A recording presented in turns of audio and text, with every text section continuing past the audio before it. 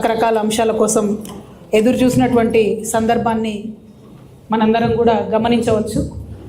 ప్రధానమంత్రి గారు తెలంగాణకు వచ్చి పొదుపు సూత్రాలన్నీ తెలంగాణకు చెప్పి పైసలు మాత్రం ఆంధ్రాకి ఇచ్చిర్రు అనేటటువంటి విషయాన్ని కూడా ప్రజలందరూ అనుకుంటున్నారనే విషయాన్ని ఈ సందర్భంగా భారతీయ జనతా పార్టీకి ప్రధానమంత్రి నరేంద్ర మోదీ గారి దృష్టికి కూడా తీసుకొస్తా ఉన్నాం.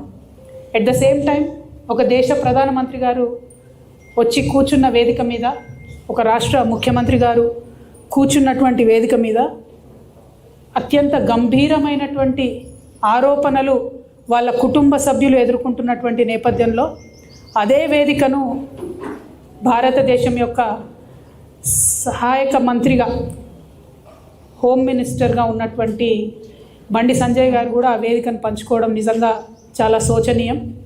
ఎందుకంటే వారి కుటుంబ సభ్యులు అత్యంత గంభీరమైనటువంటి ఆరోపణలు ఎదుర్కొంటున్నటువంటి తరుణంలో ఆ వేదికను వారంతట వారే పంచుకోకుండా ఉంటే బాగుండేది, మర్యాదగా ఉండేది.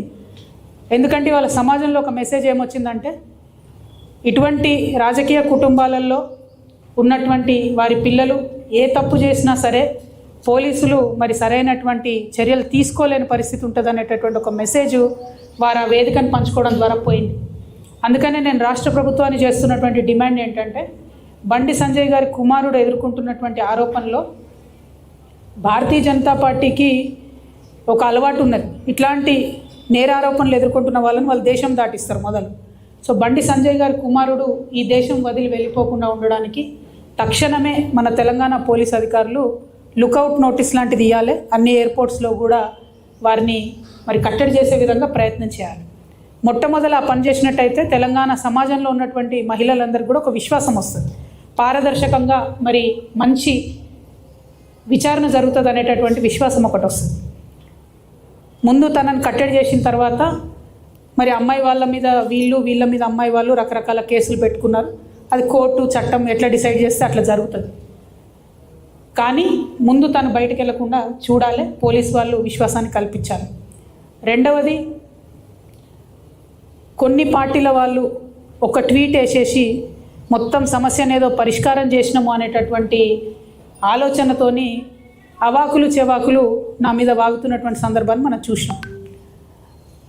ఒక ఆడపిల్ల విషయం వచ్చినప్పుడు, అది కూడా ఒక మైనర్ అమ్మాయి విషయం వచ్చినప్పుడు సమాజంలో బాధ్యతాయుతమైనటువంటి ప్లేస్లో ఉన్న ప్రతి ఒక్కరం కూడా కొంత సంయమనం పాటించాలి.